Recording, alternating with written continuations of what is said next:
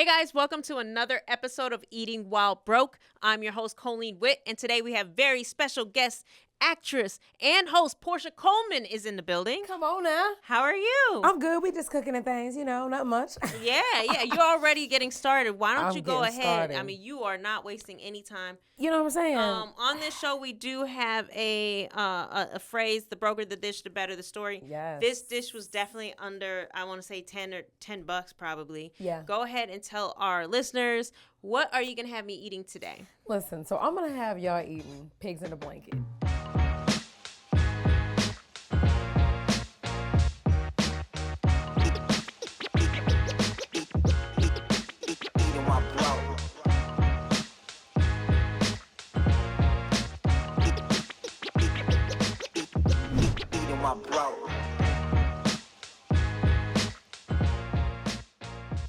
It's the perfect struggle meal because everybody knows a good hot dog. Yeah. But I never loved the hot dog buns as much as I like these biscuits. Yeah. Oh, you chose the biscuits. You didn't even choose the croissants. No, not croissants. The biscuits. Is by the time you pack them and you put them in and they get fluffy, trust me, this pigs in a blanket, it fills you up while you're struggling. But at the same time, you appreciate it because it cooks. Usually, I would always actually heat and cook my wieners first. Oh, okay. So I do that first usually, but they can still cook while in here too. So you take it like this. Let me show you. You take it and you roll it. So when you cook it, are you putting it in hot? I put usually the wieners in fully cooked, but no, you put it in because the biscuit's gonna cook and then the wiener can cook inside of it at the same time. Usually it's about 15 minutes. I like my stuff well done, so I like to leave it in there. So it's literally easy. And what I'm gonna do is I'm actually gonna put a little butter already in the pan because you don't want it to stick. Yeah. You gotta have it be nice and greasy so it can kind of toast a little bit too, underneath it. And then we got you the butter biscuits. I'm sorry if we messed up your dish. I didn't know you were gonna cook it first. I wasn't too sure. I've never had this on the show. I always I like to cook my wieners first, but it's okay because it can still cook while inside. It's not a problem. Yeah. But no, I like to butter this little pan. But see, this little, look how cute. Yeah, it's cute. I didn't know how you were gonna do it. Yeah, you take it and you roll it up again. Struggle meal. So you won't see the hot dogs from the outside. See, that's the thing. Sometimes you can take them and cut them up if you want a smaller biscuit, but since these are the wide ones, you can cut them up and just still have it throughout. Because if you take one whole wiener, the whole wiener would be extended past the biscuit. Yeah. So you don't want to do that. It's already going to expand, and so will the wiener itself. So you're going to actually taste, look, the wiener's on both sides. Awesome. See, it's already here. So I'm telling you, talking about struggle, this right here was my quick go-to. Okay, so the ingredients are butter biscuits, a little bit of butter and some margarine, and all you need is some hot dogs. Okay, super. It's so simple and so easy. So look, see, you can go this way like this. So see how I'm putting them like this? Yeah. You take them and you fold it this way, and you do it just like this, and you cover it because you want to make sure they don't open up while you're actually putting them in the oven. Yeah.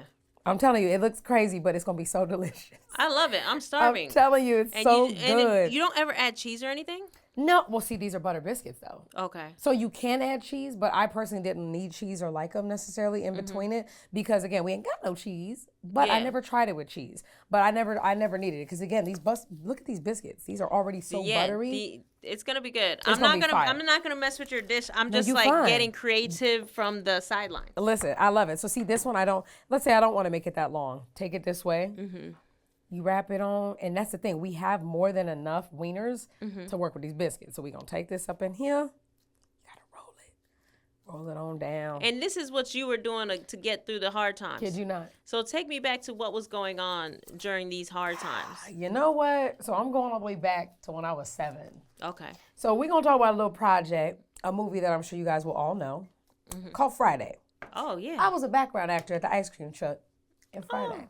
Oh, okay. So just to show how long this process has been, from 7 till now, there's nothing overnight about my success at all. So I was 7 years old, me and my mom thugging it out, single mom, and... Did you have siblings? I have an older brother, but he's 18 years older than me. Oh, geez. So I was technically raised like an only child because my brother was already... Your mom had an 18-year spread? Yeah. Why? Remarried, got with my dad. Shout out to your mom, but why? Exactly. She was said at the finish line. She was 35. Jeez. And was like, I'm starting all over again? Dang. What is this? Dang. What is going on? Yeah. And she actually did just Does that. she ever, when she gets mad at you, like, ever mention, like, I started all over for you? Yeah, she used to. And I used to be like, that ain't my fault. You chose my daddy. And my daddy was 10 years her junior. Oh, my pops was 20. She was 30. And then they got married and had me at 35 and 25. I said, Ma, you was robbing the cradle. Yeah. So she knew what she was doing. They still together? No, they're not still together now. Like I said, my dad actually passed in 2019. Oh, I'm sorry. Yeah, it was tough because, you know, the interesting thing about life, I was with my dad the night before he suddenly passed away. Oh, he suddenly just passed Suddenly passed away. My dad was only 59. He was 59 years old. So this is just the definition, I think, following your intuition. Mm-hmm. So I'm out in the valley doing my thing, and I had a lot of errands to run. I was going to be in Marina. My dad lives in Compton, Wilmington, Central, in LA. And something just told me, go see your dad. Mm-hmm. And at first I was like, oh, that's far away. There's traffic. I don't know if I should go do that. Something told me again. I called my dad. He didn't answer. So I was like, all right, let me just pop up. I'm going to go surprise my pops. He's probably already off work. I know he's going to be home. Go to his house. He in the garage chilling with his friends. Okay. Still in his work outfit. Data, what are you doing here? And I'm like, nothing much. I just want to surprise you. What's up? Yeah. What we doing today? Yeah. We loved going to Sizzler. We loved doing our just daddy-daughter day. Mm. And we spent the entire day together. Entire day. So I left probably, I got there around 4 or 5, left around midnight. He said, call me tomorrow. You know, your daddy's off. So I'm going with my friend and just call me later. But he loves to talk. I had to get my dad to text because I'd be on set. I'm like, Dad, I can't call you, but just text. Yeah. So the next day, that's fine. Didn't hear from him, no big deal. And then I get a call. I see it's my uncle calling me. And he's like, come to the house. Something's wrong with your dad. And I'm like, what are you talking about? Something's wrong with my dad. Yeah, I just saw him like, that's just random. I just seen him yesterday. Come to the house. And I'm like, okay, well, if he's not okay, I need to go to a hospital. He's like, just come to the house. They're not going to move him. What? And first thing I thought was, if somebody's sick, you got to move them. You got to transport them. What's going on? Yeah. So he didn't say that. But I knew in my mind, it's like, something's not right.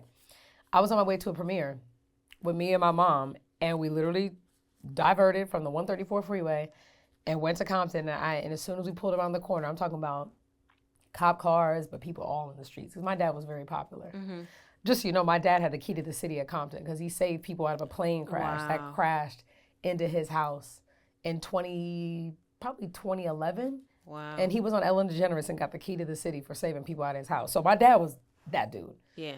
And I knew something. I was like, I pulled around the corner. I was like, what? And my dad just had a sudden heart attack that morning. Wow. So again, in my mind, when I thought about that, I was like, of course, devastated. But I was like, that was meant to happen because my intuition told me to go see my father. Yeah. And I did. Yeah. And having that peace was like, I was going to ask, did it help you kind of? 1,000%. And and honestly, like, knowing my dad and how vivacious he was, I didn't want to go into the house. Like, I knew, okay, if he had a sudden heart attack and if his wife had got home and it was all these hours later, I'm like, it's final. I don't need to see that. Yeah. People came and I stayed around the corner while I know the coroner came, and I was like, I was with my dad the night before. And I literally thank God to this day for knowing that I was with him the day before and following that gut intuition that I did because I was with him the night before. How did your mom respond to it? Well, of course, they had been separated for so long. They had been separated. But my mom, of course, was there. But it's like, wow, it's like, I mean, family at the same time. So Mom was there. I remember she stayed the night at my house that same night. And it was just like the process of thinking, like, I was just with him. But at the same time, that was God giving me that final moment.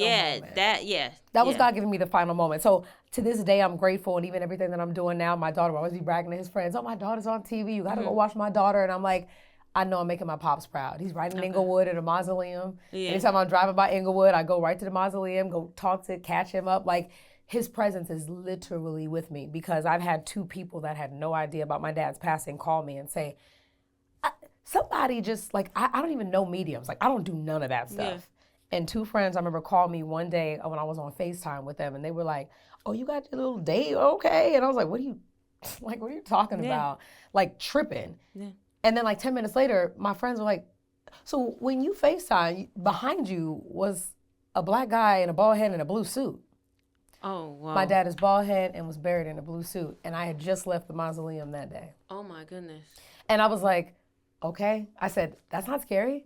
That's just my dad's presence. Wow. And then somebody else did it before that same day and said, somebody with a bald head and a blue suit is telling me to tell you I'm so proud of you, Data. And I was like, she said it the same exact. This woman has never met my dad, knew nothing. She's a publicist. and had no idea. So the closure that I had in a sense of knowing that even though my dad is gone from this earthly life, my dad is with me. Okay. So dating back to when I was a kid and starting in all this journey, it's like you want to have your parents, of course, beside you, but sometimes it doesn't align like that. Yeah. And my mom and dad had divorced, but my dad was still there watching me on TV, proud and supporting everything, that I did. So it started when I was 7 all the way up until the journey now. So it's no roses and prettiness over here. Every Father's Day, I'm saying happy Father's Day to the men that are no longer here, and the fathers that have departed, you know what I'm saying? But it's a blessing because I had him in my life and I know he's around. Yeah. So many things happen. I'm like, look at my dad just doing his duties as a father because he was protective. Yeah. He was protective. He'd be like, you trying to holler at my daughter? Like, he was that guy. And from Compton. Well, so, LA's finest. Yes. So, look at this. This is a official pigs in a blanket going in the oven. It's official pigs in a blanket. And here's the thing. So, these biscuits are going to obviously, expand. Mm-hmm. And the funny thing is that these biscuits are all going to be touching, which is fine. So, we're going to cut them and separate them so we can all have our own biscuits. I wish I had another biscuit because I got 2 more wieners. But it's fine. You made it work. We got the pig. Look, come on now. Yep. Pigs on in a blanket. So, we're gonna start the process. I'm going to put the timer on. I'm going to put about 15 minutes. Timer. Let's see here. Okay, I got right now 14. Let's do 15-minute countdown. 15. And then the package say 8, but you're going to do... No. The package says 12 to 15. Oh, okay. No, it does say 12 to 15. So, no, I like it to go the max so we can get that little crisp. And I'm going to look at it. I'm going to keep my eye on it. Okay, while we going to talk and chat. So go ahead and take me back to 7-year-old you. We're going to go all the way back to Friday. Okay. I didn't mean to take you off. It's all good. But it's a fond memory. I love hearing that story that you got that moment. Yeah. Now, so you and your mom, you're auditioning, you're doing all of this. You land the Friday movie. Yeah. Single mom. Are you guys struggling? What's the deal? But landing the Friday movie in the sense of background. So background acting is how I started. So I didn't come off the gate being principal. Okay. So when you have a background agency, they basically send you, not even an audition. You don't book it technically. They just see you on a piece of paper and say, we need little kids that, are between 7 and 10 to be in an ice cream scene. Oh, okay. That's literally what happened. So do you get paid for those? Yeah. You definitely get paid, but it's like your background. So it's not a ton. Yeah. You might get 40 something bucks a day, but you get your vouchers, and that helps you get to SAG later on. So I'm 7. If you remember the scene, Megan Good is right next to me at the ice cream truck. I remember that. And that's when we're standing side by side. I'm one of the little kids at Ice Cube. He's talking from the porch. Yeah. But Chris Tucker comes up, and he hitting kids, get out the way to get to Big Worm. Yeah. Oh, I thought I was, so bomb when he hit me upside the head, trying to get to the ice cream truck. And I'm like, dang.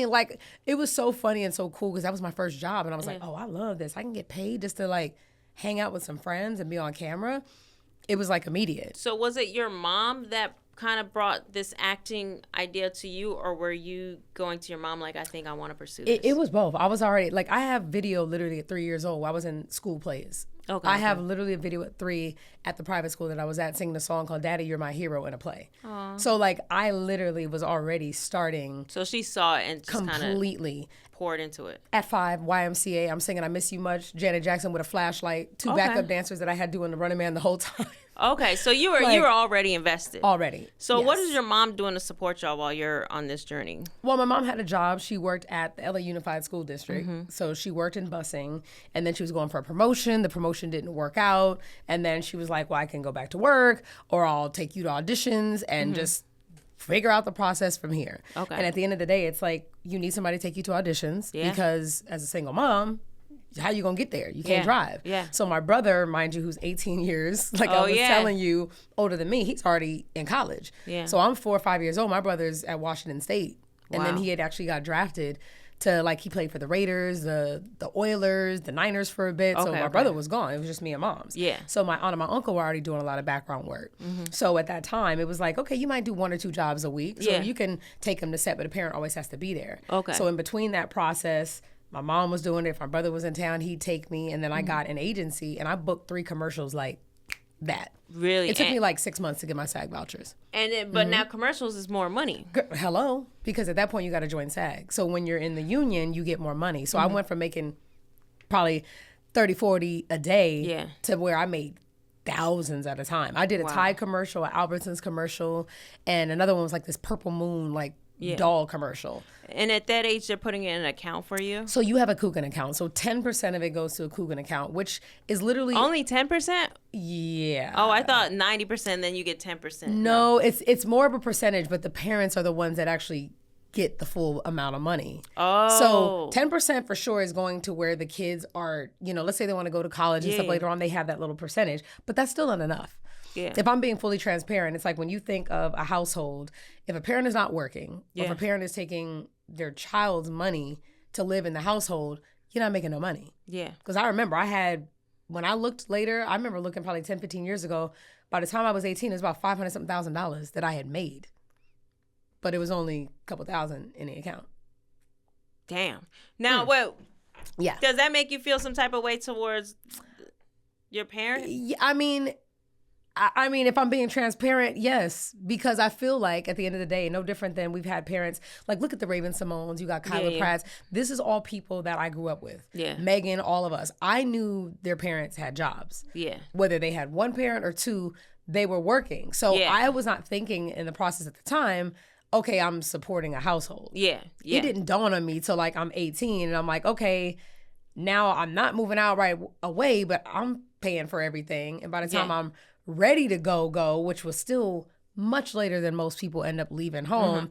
But you made all this money, but you still couldn't leave because you right. Exactly. Is that what you're saying? You didn't leave because of the financials? Yes, I'm very much saying that because at the end of the day, if someone is like right now, the business mind that I have now, so many things would have been different, but I didn't know I was a kid. Yeah. There's no way there should have been a business that my mom set up. Yeah, like if you look at the Mary Kate and Ashley Olsen's, man, they parents like whooped ass with their investments. Oh, of course. They kicked ass with their investments. Or a lot of times you see even like the Raven Simone, like they had her father I always saw with certain auditions. Yeah. Do I feel like I wish my mom would have took the business mindset that a lot of other parents had? Absolutely. Because I remember getting eaten up in taxes as a kid when my mom should have had a company, LLC or S Corp or something. Oh, the money was going directly to you.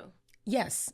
But therefore, since she didn't work, I'm paying, I'm not her dependent. She's technically mine. Yeah. So in taxes mine, I'm getting eaten up in so many ways where if someone knew business, it would have been different. It would have been reversed. Now I have 2 companies, 2 businesses. Everything runs through S Corps and I pay personal taxes. Okay. Oh yeah, I'm a business. Now stuff. It's like, it's next level. But I didn't know none of that. So do you have yourself on payroll, like a salary? Like a small depending, salary? you have, a lot of times you have yourself on salary because it's like I'm employing myself. So even like right now in the shows that I have, I am employing my company is employing PORSCHA to come to work. Yes. And that's how not only is it legal, but it's legit because people don't realize that LLCs, they stop and cap you at how much you can write off. Well, it also helps you too, and I talk about this a lot off camera, but when you're going to buy real estate, you being an employee allows you to leverage more 1000%. Versus if you're just a independent contractor for your company. Independent contractors don't get looked at as a good business person to loan money to. And then the banks also look at you as higher risk because they're like, wait, how do we know your business is even going to be around that long? There's too many people that are entrepreneurs, too many people that are trying.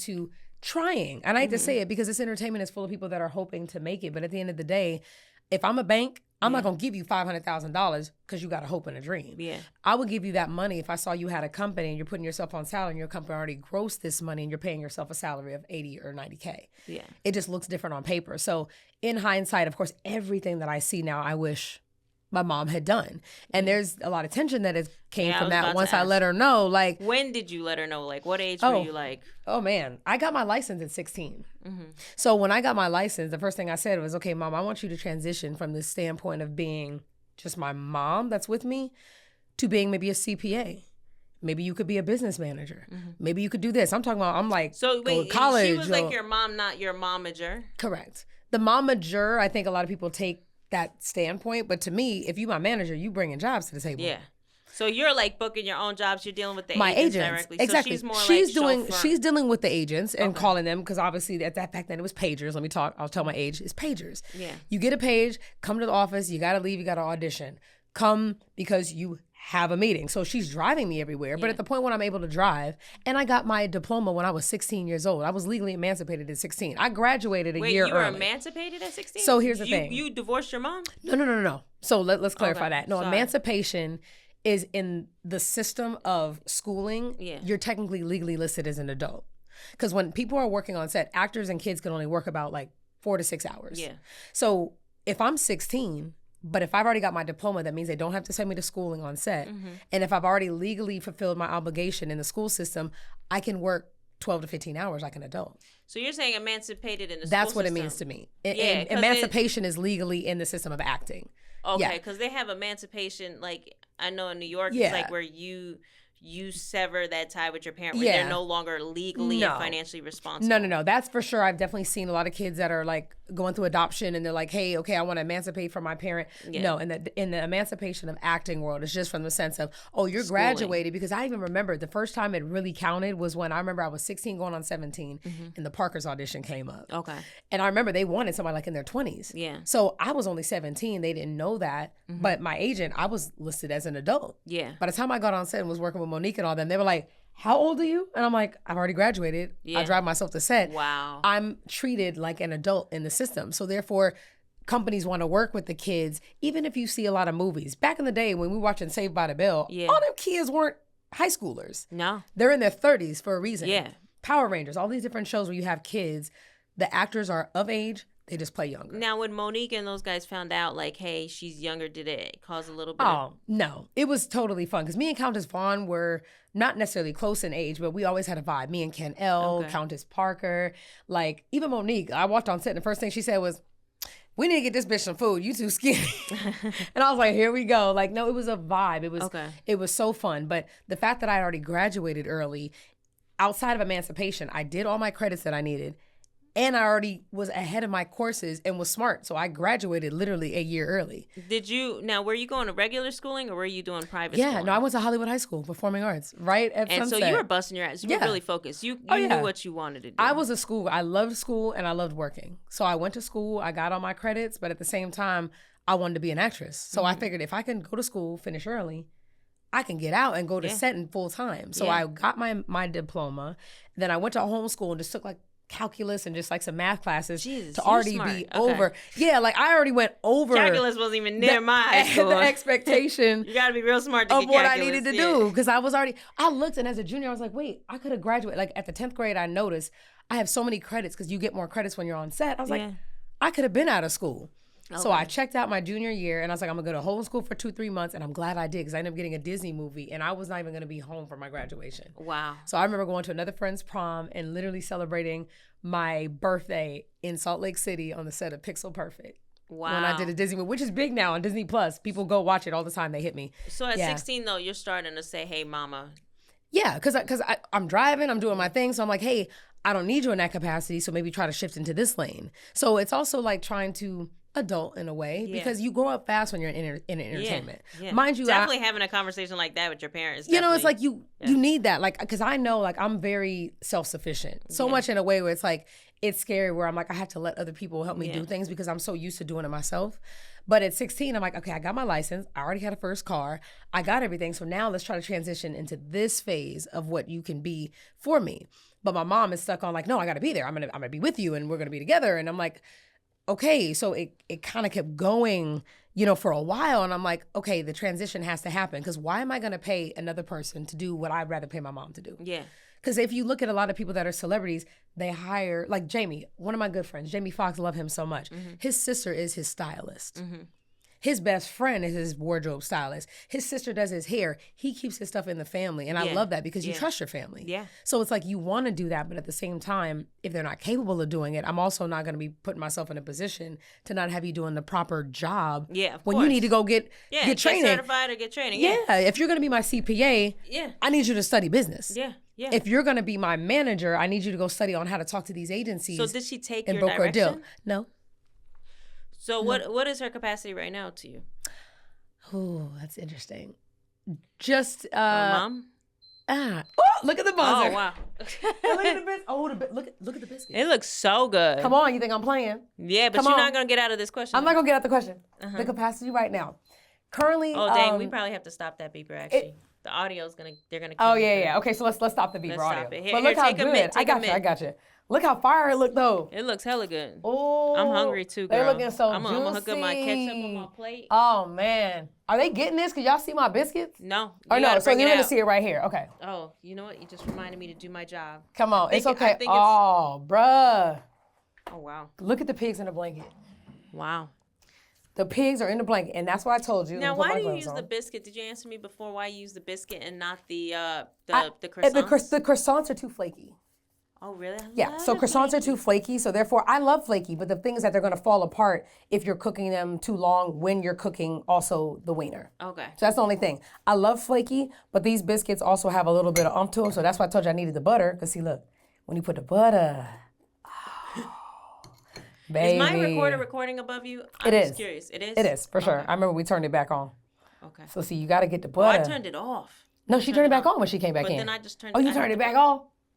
It's on. Okay, cool. It's on. Sorry. It's okay. It looks so good. It's delicious. I'm telling you, when you get the little biscuits, I know it's a little hot. So your mom. Yes.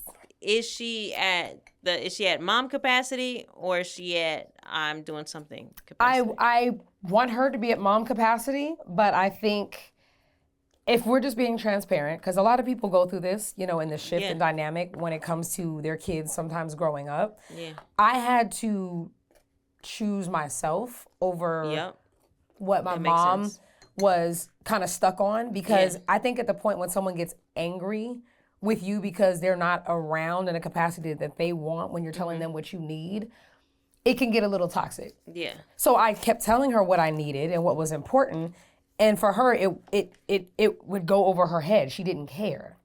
Okay. So I had to kind of put this position of like, Mom, these people are going to be helping me do it. You at any point can kick in when you want to, but if that's not going to happen, unfortunately, we're going to have to cause a separation in this relationship. And then at this point, is she working other jobs? I'm so excited about so this. It's so good. That's why I'm buttering it, so you can see why girl, the butter gets hit. That's why I'm doing it. Girl, beat us.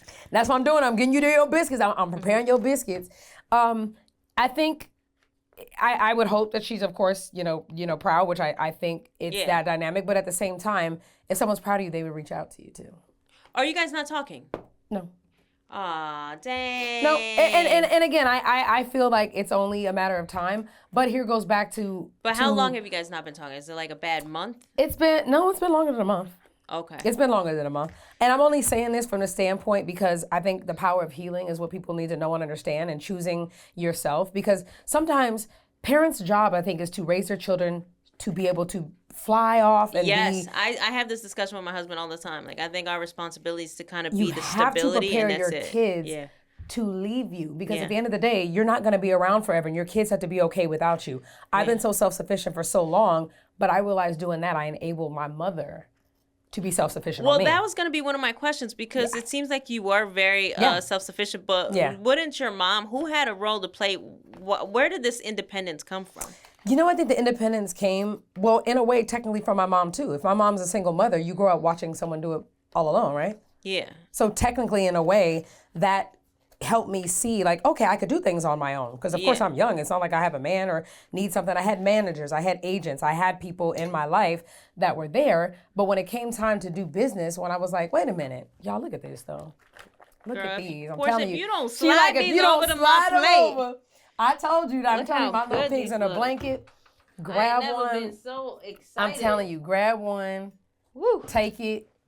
And put your little ketchup and your little mustard on the plate. Ooh, that butter popping. And the butter popping. That's what I'm saying. You need the butter.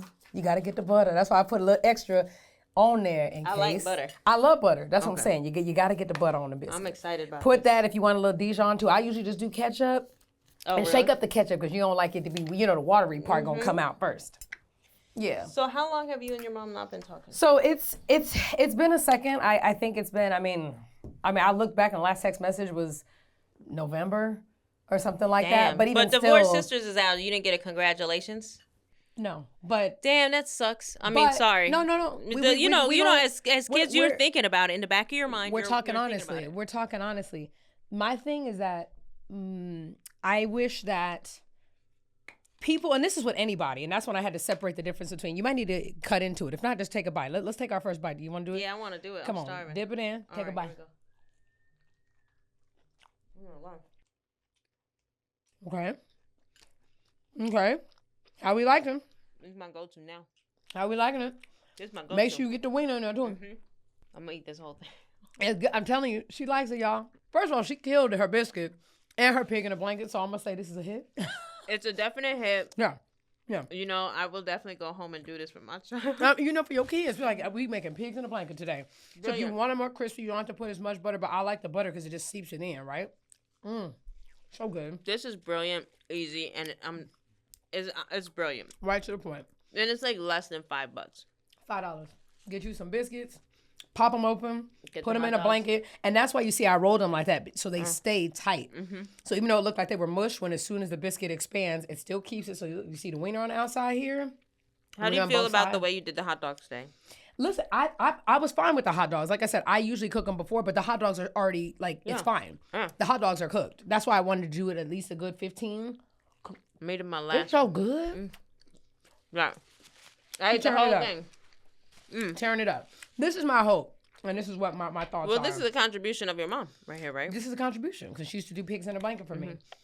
I think, for me, where I think the separation, of course, even started more after me kind of begging and even saying, like, hey, 10 years ago, I'm like, we need to help our relationship go to the next level. Yeah. Because I'm not a parent, but I feel like as a parent, you should transition from, this is my child, this is my young adult, this is my adult. Now we're friends in a capacity. I'm still the mother, but how do you need me to be there for you? Like the guider-ish person from, like, the call 1-800 helpline. Come on. Yeah. And that's the thing. It's like, if I'm self-sufficient in my business, all I need you to do is just be a mom and be my parent in that way. Like listening and just, And being that person, not combative or not. But also a cheerleader, too. Like, Divorced Sisters is out, like. Cheerleading. Yeah. And that's great. My mom was always a cheerleader, but I would notice that when I'm trying to work on the depth of our relationship, she was more focused on, okay, there's a red carpet. Okay. There's something we can go to here. And it was distracting for me because I'm like, listen, I'm your daughter first and foremost before I'm a celebrity on a red carpet. Yeah. And I had to start choosing to notice the boundaries and where, no, you're not going to reap the benefits without doing the work. Yeah. And I'm the type of person where I'm like, I want to do the work. Yeah. And that's where it kind of got tricky when I was like, okay, you're not going to come to this event. You're not going to come to that. Well, what's the problem? Because I told you the problem. We got to work on our relationship. Yeah. And choosing to not want to do that and not wanting to heal and wanting to just... Has she ever done counseling? Hang. And I'm sure... I remember one time, it was, I've offered over and over. I sent the therapies. I sent all of that just trying to say, this is what we need to be. Because I'm willing to be transparent, but I have things that I want to talk about as a child that I feel that this is what would help our mommy-daughter relationship, but also the business side, but you need to learn how to separate the two. Yeah. And that's why you see a lot of kids that are suing parents because their parent didn't necessarily know how to separate that same thing. So do I feel it can get back on track? Yes. But am I in a space right now where I'm like, I did all I could, knowing that I put it out there regarding, Mom, this is where I'm at. This is what needs to happen for us. And let's go have someone else come in. Yeah. And I think it's something with that generation too. My mom is 75. God bless the people that are the generation prior, or 2 generations prior, because she had me at 35. So there is a big age gap there. So a lot of the beliefs are like, therapy, why would you do that? Well, I noticed that with it's tricky. I feel like with that age, not trying to hate on that age group, but I do see that with even peers, like. They're stubborn. They're hella stubborn and they're hella, what is it, like defensive? It's like almost like defense mechanism, like crazy. If I could say, "Hey, Mom, this is what I need. Can we do this?" But what about you? And I'm like, wait, I'm just having a conversation about how I feel. The defensiveness is the tricky part, and I think as their child who loves them, and they're like, man, after a while, it's like I don't even want to address these things because it could set off a nuclear bomb, and that's where the break ends up in the in the separation. Yes, so many parents, I realize, have that sort of mindset, but in that age bracket, it's so crazy. And kids that are my age, there are so many people, like I said, because I haven't even talked about this and like even like put it out there like that. Only a couple of close friends know. There's so many people that I know that had to separate from their parent because of the healing that needed to be done. Yeah. That the parent was either choosing to try to live their life for them and be, this is how you need to live. This is how you need to do that. And it's like, at what point do you say, this is not your life? Yeah. I thank you for having me, but now my life has to be lived. I want you to support and be there for me like I should be there for you. But why do I have to be just dictated to? And when I have something to say, you don't want to hear it. Well, yeah, but I also think it creates some kind of trauma because I was talking to, I'm not going to say who it is, but they felt like, they just kind of got to the point where it's like, my mom loves me, but she just doesn't like me.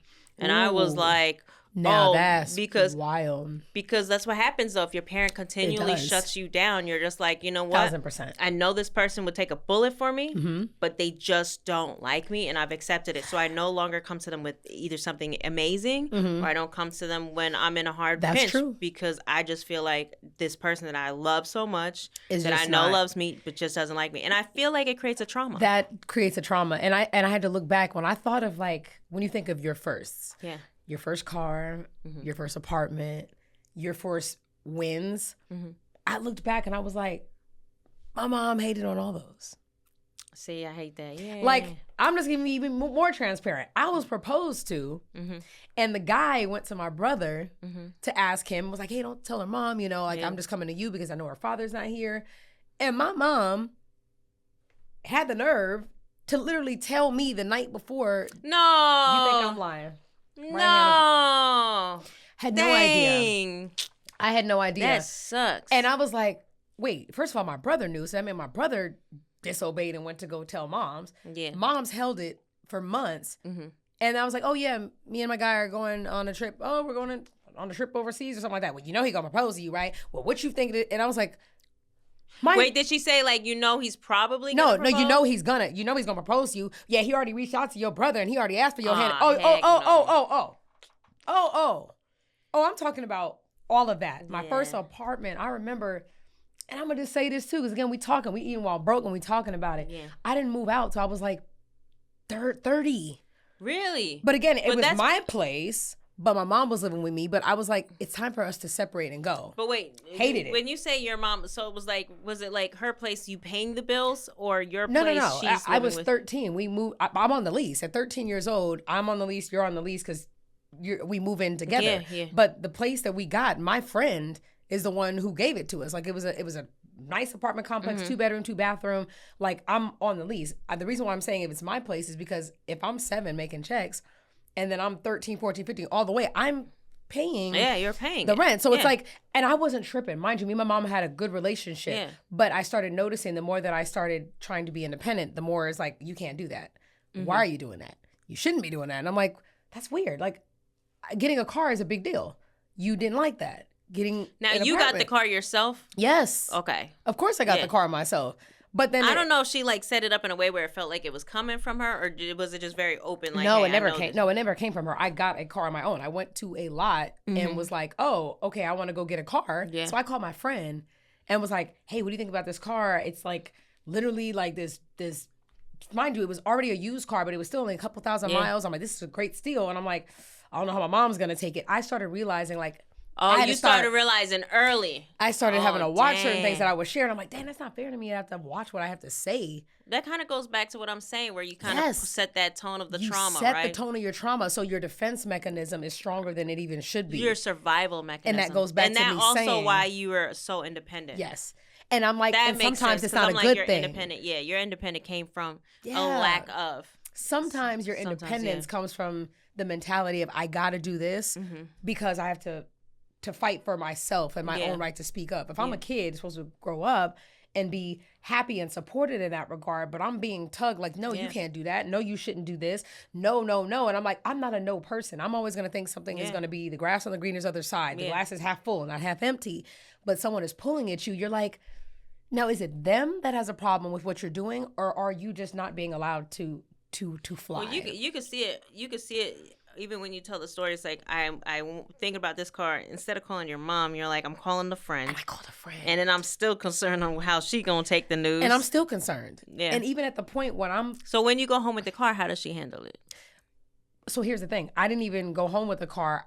The car that she was already driving was a car that I got through a business deal that we had from a friend.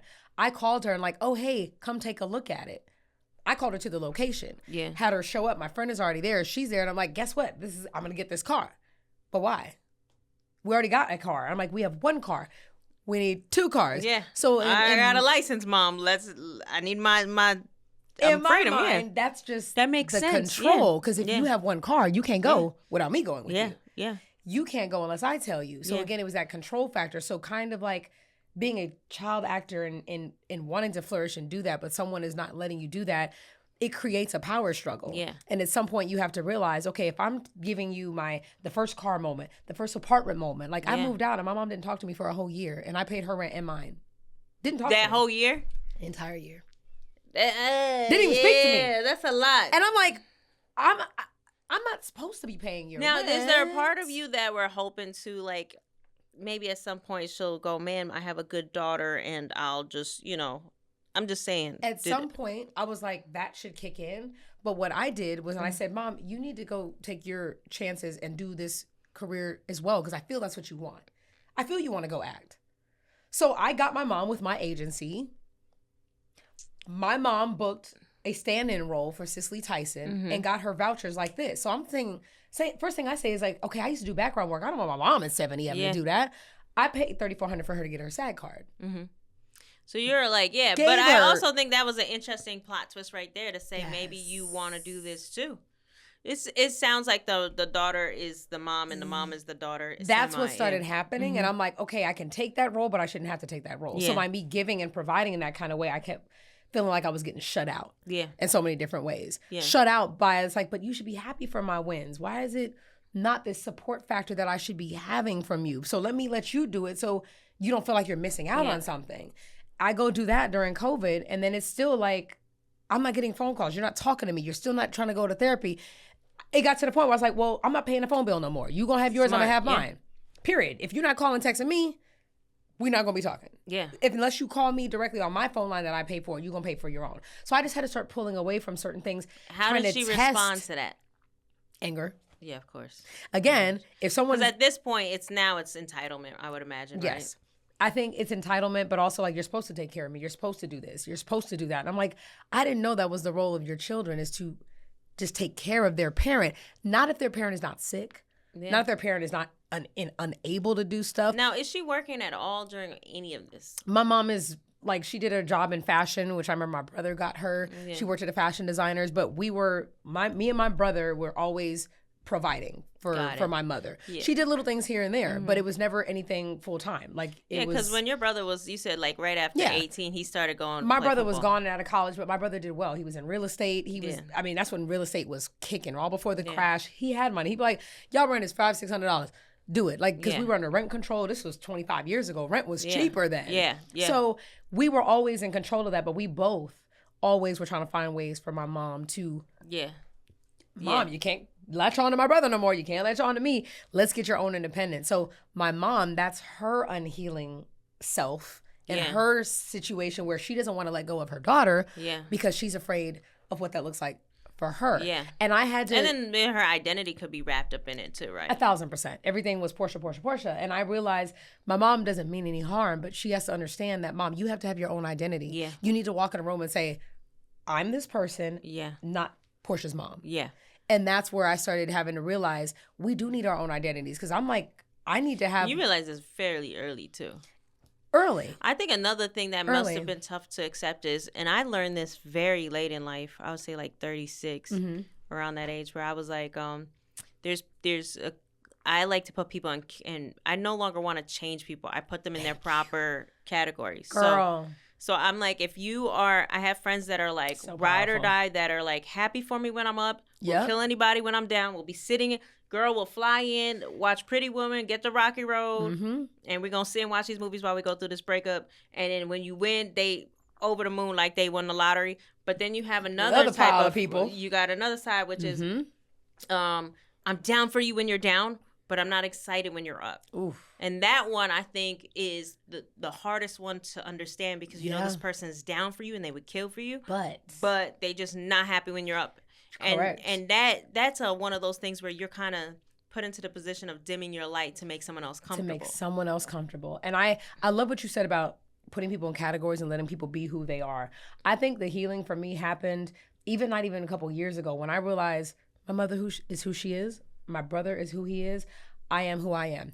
Just because you come from your parents doesn't mean that you are supposed to spend the rest of your lives under them and being best friends. And I think that is what I had to realize, is that my mom is who she's going to be. My mom has been this way for 75 years. Yeah. I can't change her. I can love her from a distance, but I can also choose my peace and knowing what I need out of this relationship is you to be my mother, not the lady who wants to come to the red carpets, not the lady that wants to come and, oh, look at me. Like, I got tired of that because I would go places and I would hear the conversations, not about my daughter's doing this, but guess what? I used to be doing this and this is what I used to do. And guess what? You can catch me on this background show doing that. And I'm like, but if you're here for me, that should be your focus. And you're happy doing that for me. If I'm coming into your space, I'm not going to sit here and make the moment about, well, yeah, her show cool. But guess what? But guess what this is? And then, you got those kind of friends, like you said, that are happy for you, but that are also in a way competing with you. Yeah. And that I think that's one of the most painful things you could actually learn because for a multitude of reasons. Yeah.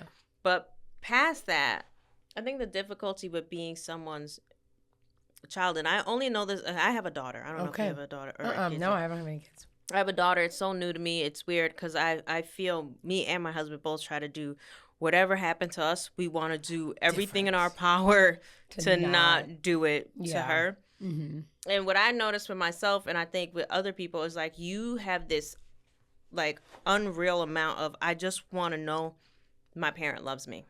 Right. And I think when you're facing those positions of, are they envious? Is there jealousy? Or are they happy for me or are they not? Like, I know they love me. Clearly, they got me to where I'm at. Yeah. They fought for me.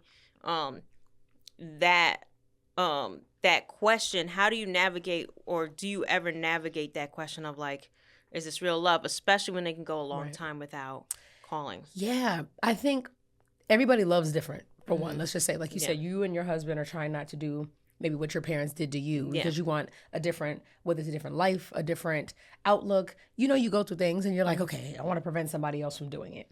And also when people do that, they can stop their kids from really living or experiencing certain things. Yeah. So my mom was that person like, wait, no, don't do that because don't do that. And it's like, but I need to experience this. Yeah. If I'm trying to be, let's be real, Tyler Perry is a billionaire. If I want to be rich, if I want to be in rooms where I'm walking in and getting respected, I'm going to talk to Tyler. Yeah. I'm not going to go to my mom. No. I'm not going to go to the homegirl. No. And you have to be around the people that you're trying to be like. If you want to do better, you have to put yourself around people that are going to help you get to that level. So I think she started thinking that something was disrespectful when I started saying, you can't be my +1 today because I'm going to have my publicist come because I need that next job. Yeah. My agent's going to come because they can talk to the producer and talk about getting me my next job. And they have experience and all that. Yeah. Yes. If you went to school and got the training or whatever, you started mastering it. Yeah. But don't take it personal that I'm taking somebody else like you think it's a slight to you. Like, I don't like you. Like, it has nothing to do with not liking you. I need that next gig because everybody knows actors can sit here all day long and talk, oh, look at the flashy stuff online. But everybody a lot of times is check to check in this business when it comes to that one job that hits. It may be 6 months and you have nothing. Mm-hmm. So you got to sustain yourself in between that. So if I'm going to be at a premiere, if I'm at a red carpet, I need to be with somebody that's going to walk up to a producer and be like, hey, this is my talent, PORSCHA Coleman. You can see her on this and this and that. Let's talk. Let's talk about you getting her your next project. Yeah. I need that over just my mom coming to hang out and just smile at people. And it's no disrespect to her. I know what she likes. And I realize that's what she's happy doing. Yeah. But I realized that it was costing me financially. Yeah. By just bringing her as a guest to hang out versus somebody that could really help me get to the next level. Yeah, you need to maximize this. You got to maximize the time because this window can be so fast and so quick. So I think it was... It's a good business move. A good business move. And it's not to take personal. Nothing. But speaking of good business moves. Hello. Let's go closer to some of the biggest. Come on now. Biggest move. Let's get closer to your newest BT Plus with Tyler Perry. I want to know how, when, where, how did it all come about? I've had a couple people on the show that have worked with Tyler. I've heard nothing but rave reviews and surprising paychecks that change their lives. Hello. I'm starting to think he likes to just surprise people with paychecks at this point. I know that story you're talking about too. Oh, you do? Which one? The one story where he surprised people with bonuses. Oh, he was. Is that the story? Yeah, well, I know a couple of stories where I know we haven't released this one, but the guy, this particular actor, had said, well, I guess by the time your episode. But he had said that, he went in at a $5,000 pay rate. Wow. And it was like the lowest he had ever made, whatever. Mm-hmm. And then I was like, damn, in my head, I was like, he's going to edit this out. He's definitely going to edit it out. No. And he didn't. You know why? Because his surprise was that Tyler Perry ended up giving him 6 figures at the end. Come on. And I was like, dang. Listen, I think for sure that shows what dedication looks like, because I love my career so much. I've only been singing, acting, dancing since the day I was born and came out. I would do this for free because I love it. I love that. I would do it for free. So to know that I can look and cut a check and be like, what? Off of something I could do for free, or that you don't I have to work do, like 10 hustles, is a beautiful thing. And I can honestly say I've never had a 9-to-5. I've never clocked in a job. I've never done that. I sing, I act, I dance, I host, I do voiceovers, but you've video also been games, working your whole life. and I've been working my whole life. Yeah. And that's, again, I'm not going to say that's a trauma response. That's just me. Yeah. I learned that I love to do what I do. I don't drink. I don't smoke. I'm out here. Okay. Yeah. So I love what I do. But when you cross paths with someone like a Tyler Perry, if I can look at your story from sleeping in your car, to getting your play, to getting your play financed, to getting your play on tour, to where now you have a network who gives you astronomical amounts to put our people in position to be starring on shows, when 20 years ago there was not really all black-led shows. You had the Cosbys. Then you started, remember when UPN popped up? Y'all really remember UPN? Barely. That's when the Parkers was on. But you got to think 101, the Parkers, Homeboys in Outer Space, Moesha. We at one point did not have all black-led shows. But Tyler Perry right now is literally doing something incredible. Like he said at the BET Awards, when we're all sitting there watching, he said, I have made more millionaires, black millionaires on TV than anybody, because he's right. If you're going to sit there and take a $5,000 check knowing that you've gotten paid more, but you're willing to come to work and bust your ass, Tyler's going to bless you and do that. Because I remember just thinking, like, I've never auditioned for Tyler. I've never been in front of him. I was like, dang, if I get that opportunity, I just hope it's it. The first time I was in front of Tyler Perry, I got it.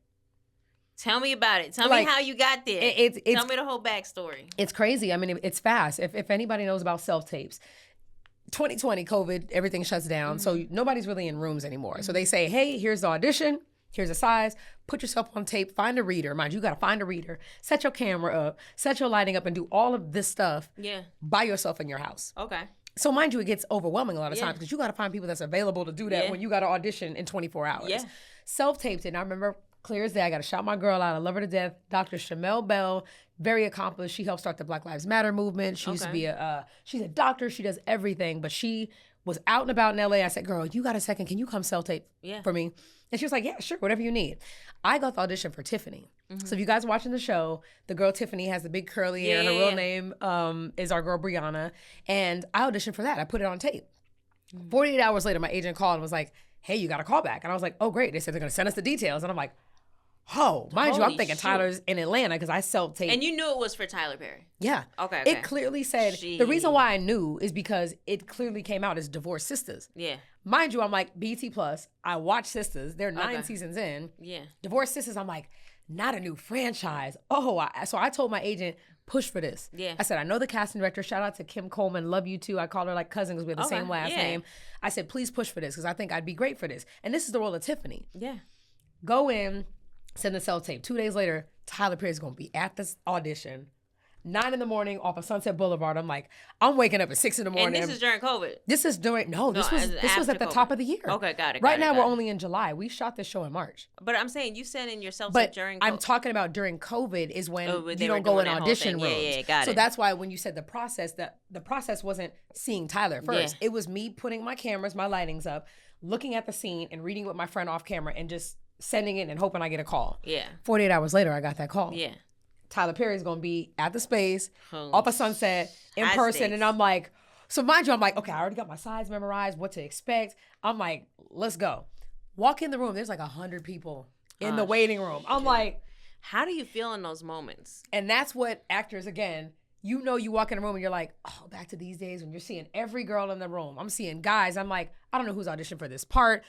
But you have to tune it out. Yeah. I'm the girl Do you guys ever become buddies in those scenarios? Oh, no. When I walked in, I literally saw 4 girls I knew. Okay, cool. I knew them. I was like, oh, this is the girl I played a sister with her on a movie. I knew my homegirl from P-Valley. I knew people in the room. Okay. But at that point, honestly, just with me, it's like, you're not friends in that moment. Yeah. Because I can walk up to you and be like, how's your mom? How's all this? We got a job to do. Yeah. So the first thing I do is I went to sign in, make sure they knew I was there. I went out to the hallway and I literally was in the elevator. Because I'm like, the chatter, sometimes people like to talk in all the rooms. I need to be in my space. You're trying to be focused, I'm trying to be focused. I'm like, I got to audition to be with Tyler Perry in front of a series regular. I need to be focused. So I remember being in the hallway. It was like 9 o'clock.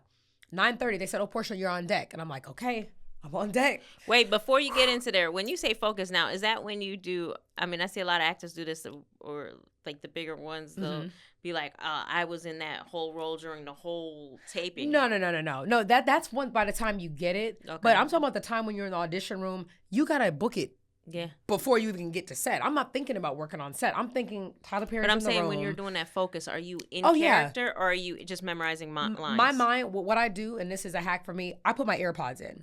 Okay. And I play music. Okay. Because again, if someone's in the hallway talking, and right now if I'm trying to study to go knock out this scene where I got to, mind you, the scene is 8 pages. 8 pages long, you got to memorize in front of Tyler Perry. I don't want to hear old girl talking about, oh my God, girl, so good to see you. Guess what? How's your... Oh, no. I don't want to hear that. AirPods are in. I'm down the hallway by the elevator, so I don't got to hear that. That's my process. Okay. So by the time they said you're on deck, I'm like, okay, I got to come close. Take out the AirPods, put it in, put my purse to the side. They're like, okay, go on in the room. I see like 5 people in there, cameras. Tyler's right there. I'm talking about you. He's Jesus. Right at the head of the table. His head is down. He's not even looking at me though. Okay. And I'm like, okay. I walk in, his head is down. He looks up, he said, okay, you ready? All right, let's go. That was it. And I was like, okay, cool. Mind you, no conversation. How are you? What's your name? I'm like, okay, cool. He wanted to go right into it. We go right into it. Next thing you know, I start delivering the scene. Okay. 30 seconds in, he does this. Like, stop. And I'm like, oh, shit. Girl, exactly what I said. Oh, shit. He was like, thank you. Thank you. He said, that was really good, by the way, but I need you to read for the role of Naomi. I was like, oh, okay. He was like, yeah. So they'll give you the sides outside and just come back in the room once you've taken a look at it. I was like, okay, sure. Wait a minute. So you have like less than a couple minutes to what? Mind you, learn the other he lines? Was like, yes. At that point, it's cold reading. Because mind you, I already had the other scene for over a week. I had a chance to look at it. I knew it. Depression. They handed me some new scenes, a whole new character. And I'm like, what's her backstory? Wait, new scenes? So you couldn't... I'm a whole different person. But I'm saying, like, you couldn't use the scenes that... No, because the scene that I auditioned for is Tiffany. Naomi was not in. Jesus. So I'm looking at this, and this is when acting, when your bag kicks in. When my training since 7, 8, 9, 10 kicks in, you got to look at a scene and deliver it like you are this person in this scenario right in that moment. So first thing they come out and say, as I said, who's Naomi? Who is she? Well, she's got $37 million. She just got divorced from her ex-husband. She hates him. And now she's mad that her lawyer homegirl is not helping her sue him. Yeah. That's all they said to me. And I was like, okay. So the first scene that you see that I walk in and on scene 1 is a scene that I auditioned at where I'm standing by the car like, what's up? Did you look at this lawsuit? What's going on? Yeah.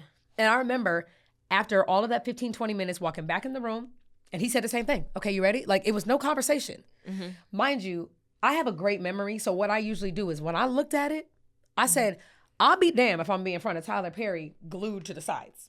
Hell no. No, ma'am. Hell I said, no. I'm going to look at it. I'm going to know some calling responses, but he going to get a lot of ad lib and just me feeling this character. Okay. Had the I can respect that game. Rolled it up and it was right to the side of me. As soon as it started, she's supposed to be hot that her lawyer's not there. So I said, what's up? You talked to your lawyer? Geneva, what is going on? Tell me. No, hi, the baby. She's like, the baby's right here. I'm like, I don't care. Hey, baby, what's up with my lawsuit? Like, and I'm seeing Tyler and other people in the room, like, locked in. But I'm tuning it out because I'm not looking at none of the sides. I'm just delivering it. After it was over, Tyler was like, that was amazing. He's like, yeah, wait in the lobby. He said, don't go anywhere. And I was like, oh, okay. And I was like, and I just went for it. And I was like, holy shit. Like, that was it. Yeah. And what are you thinking when he's like, wait in the lobby? I want to know, what is your emotions like? Here's the thing. Yeah. The reason why I'm okay with that is because by this point, it went from 100 people in the lobby to about 25. Oh, okay. So the lobby was getting emptied out. Yeah. So I'm like, okay, he didn't ask me to come back in, so he's not mixing and matching. I'm still waiting. 10 people in the lobby. And I'm like, okay, that girl was auditioning for this part, but she's not here for Naomi. Who's she here for? Next thing I know, it's like 10 of us. Rob Riley, myself, Brianna Price, me, Devon, and Kadeen. He's like, everybody come in. Sorry for Kurt. No, you good. You good. We walk in the room and he's like, this looks great. He said, this is the cast right here. This looks amazing. He said, all right, guys, well, congratulations, and get ready to work your ass off. We'll be doing about 2-3 weeks in Atlanta, and get ready. Our agents and lawyers will be in contact. And I was like, mind you, it was from 9 a.m. to like 3 hours at this point. I'm like, holy what? And just like that. Were y'all all like high-fiving each other, hugging? Of course, because here's the thing, and this is what Tyler said. He was like, y'all can relax now. Y'all not auditioning no more. And we were all like, oh, thank you, God. We were all like standing there in a lineup, like, what do we do? Like, we have to audition? Yeah. And Tyler was like, y'all can relax. Like, y'all good? And I was like, Mr. Perry, thank you. Like, it was like a moment where we were all like, we made the cut. Wow. And it was in person, so I always had this story. Damn, I wish I could have been a fly on the wall. Oh my gosh. Yeah. Like the story of never meeting Tyler. That was a great storytelling, by the way. I had to Have you told anyone else this story? No. Good. Because like telling these stories is like, it helps actors understand, or people that are not even actors, to know the processes that we go through and why I talked about, let's say, the traumas and stuff that happened before. Because yeah, I was dealing with all kind of stuff. But when you walk in that audition room, or when you're walking in to do your job, all that has to go out the door. In the window. That morning stuff was going on. I was like, do I feel okay? Like, you're nervous. You're like thinking about your personal life, but then you're also thinking about what I got to go do. If I'm over here worried about what's going on with my personal life, I got to make sure my next job is landed. Which is why I said sometimes you have to know where to place people, whether it's also your family, because your family can be just as toxic as people that aren't. You got to place that in a box and still be able to perform and do your job, because that's what mattered. When I walked in that room, I booked a job, and I literally cried once I got into the car. I was like, oh my God. And who was the first person you called? Again, I didn't even talk to my family. The first person I called was my aunt. And the second person I called was my friend who helped me do the self-tape. Wow. And that's the thing. It's like, your friends can become your family. And I have a great family. I have a huge family. Like, don't get me wrong. I'm really close to several members of my family. It's just at this time, it's just my mother and my brother. I'm not, because I needed the support in a different way. And the way they wanted to have me support them, it wasn't going to happen. Well, and in that moment, you need all positive energy. And if you know your people and you put them in their proper place, you know who to call, right? You know what I'm saying? Like, if I know I need to get hype, if I'm going to the gym, I'm putting on my yin yang, I'm putting on some cardio. I know the vibe I want to hear. I ain't heard your gang's name in a long time. Listen, anybody that know me knows I will be some shaking like a salt shaker, whistle while you twerk, in a heartbeat. Hilarious. Because they're hype and they get you right. Okay. But if I know I'm trying to wind down on a night where I had a long day, baby, I need some Anita Baker. Okay. I need some Caught Up in the Rapture. I need some, oh my God, I love her. Like, she's one of my favorite artists ever. So I have moments and vibes that I go through, but you know what people you want to talk to. You know when a moment happens, you're like, who do I want to call? Who do I want to be there for me? So I'm so glad that, like I said, I have amazing support systems, and I keep a small circle. And I do hope at some point my mom and my brother and all of us can talk. But I knew that for me to do the job that I needed to do, and this is even prior to this one, I had to create the space and the distance. If I told you what I need, if it just takes going to a therapy session, that's really talking out what happens, and you guys are refusing to do that, that's fine. I can't force you. But I can also remove my presence and know that my peace has to be maintained, because I need to be heard. And being the younger of the two, I was never getting hurt. Now, are you in a place, and this is something I've been kind of self-discovering a little bit too, I like everyone in my circle to feel safe to advocate for themselves. Ooh, I love that. You know what I'm saying? Like, if we disagree, you should still feel comfortable to advocate for yourself. Like, you shouldn't feel 100%. Like Coline's going to shut it down, or I'm going to shut it down. Like, we're going to disagree. But, and I feel like you're at that place of like, I'm going to continue to advocate for myself, right? Without question. You have to self-advocate for someone to respect you. And that's the difference. I had to learn, like, of course, if my mom is 35, my brother's 56, and here I am 18 years younger than him, I was already the little young one of the bunch. Young siblings never get respect. Let's be real. Even though I was doing what I did. They eye roll. I know my little brother gets he got a lot, but he started advocating for himself. You have to. And let me tell you something. I shout out to my little brother. Did it work? It worked, because we definitely know, like, when he talks, we have to listen.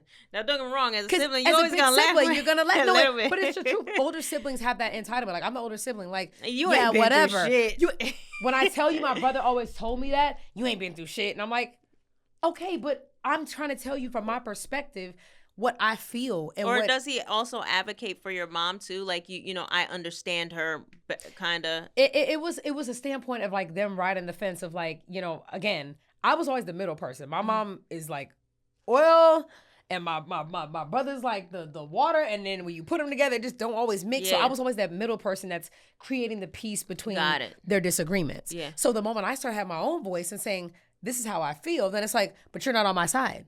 I hated hearing when my mom would, if I would disagree about something she said. No, you're supposed to stand with me. I'm your mother.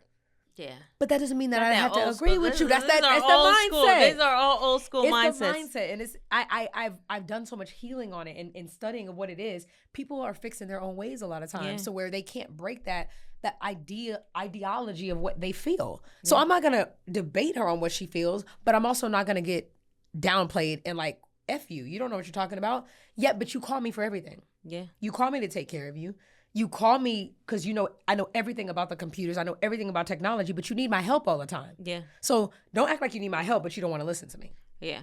Now with divorced sisters, yes. You guys all have a very nice chemistry going. Yes. We do. Which is, you don't see that a lot in the industry. It looks like it definitely carries off camera. Yes. It's safe to say. 1,000%.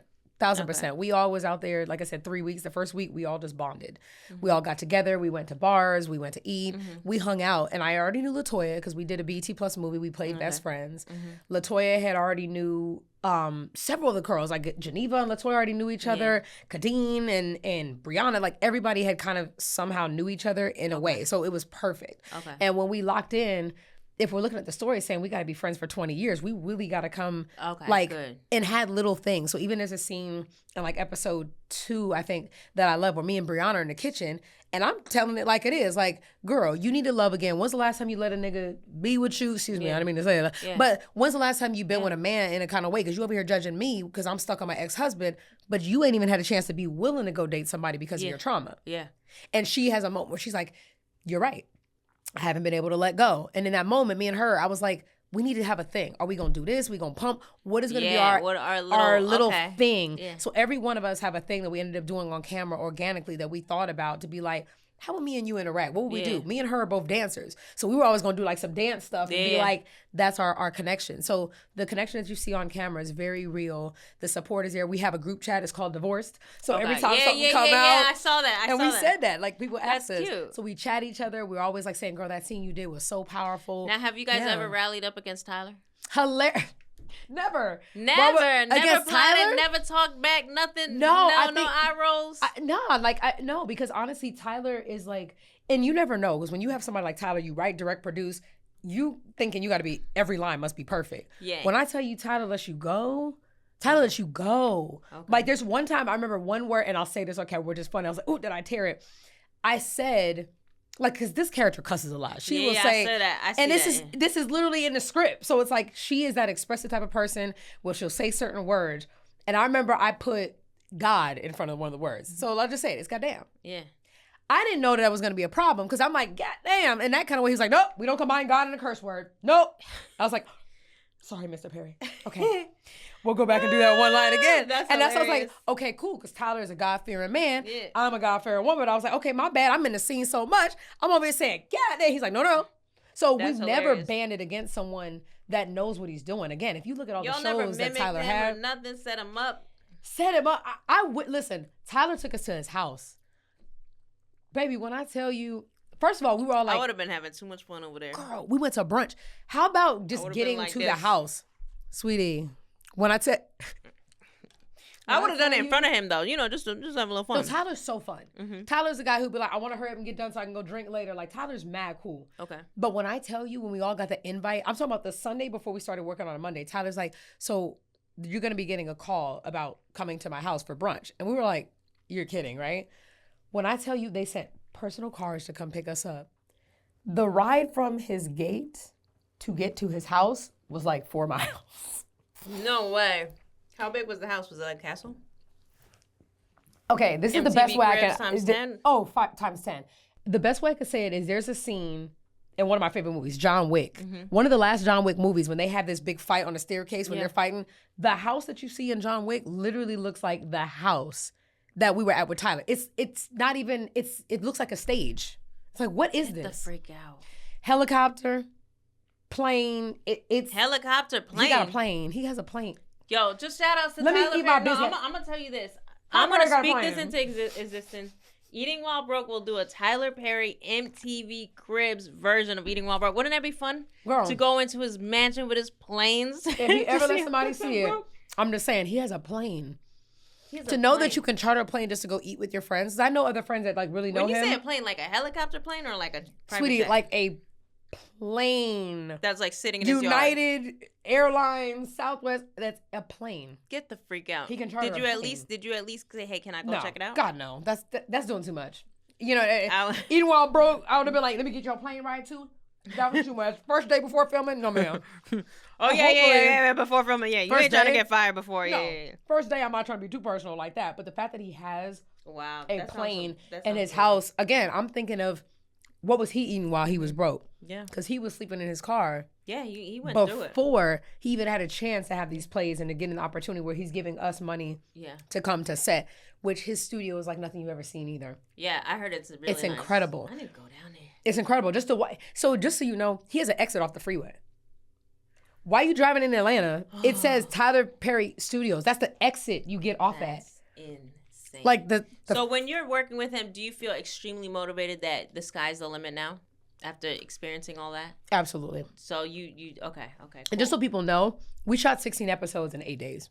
Yeah, I heard a shoot schedule. I've heard a lot. Let me tell you something. People have been saying like they shoot in a week or 2 weeks or under 2 weeks. That's real. It was supposed to be 10 days and we ended up losing a day because of one location issue. And then the other day we finished a day early. We shot 8 days, 16 whole episodes. Imagine how many pages a day you had to do. And you guys got paid a lot too. I mean, you get paid well. Yeah. Very well. Yeah. But at the end of the day, it's like, even if you didn't get paid well for 3 weeks of your time. Yeah. That's all, and I can go do other things. Yeah. No, let me be real. It was great. What I'm saying is that how quick it is to make what you make in those 3 weeks with Tyler Perry, someone would have to work a whole year. Oh wow. Yeah. More than that. The salary and the minimum wage is what it is. You would have to be working several years to get what you can get in 3 weeks from him because he expects you to come prepared. Mm-hmm. He expects you to do the work. Obviously, you're not late. No one's late. Girl, Tyler Perry's never late. That's one thing about Tyler. Was anyone late to set ever? What? Yeah. Somebody was sick one of the days, but again, that's sick. That's sick. Yeah. But no, I mean, stuff happens. But at the end of the day, Tyler's such a professional. He's like, well, we're gonna move this scene to the end of the day. We're gonna move this scene over here. He's not gonna lose no time. Type of people. I like him. He's not gonna lose no time. I like him. So we gotta close this interview out. I had so much fun with you. So much. Thank you. It's been amazing. I love that you opened up the way you did. I feel like we're sisters and kindred spirits. I love it. Thank you for letting me. And thank you for feeding me. Come on, you ate both. You know I'm gonna finish this last little bite. Once we close out. Can we finish our bite? We're gonna finish our bite together? All right, yeah. Let's do it together. All right, guys. Thanks for tuning in. Eating while broke. Peace.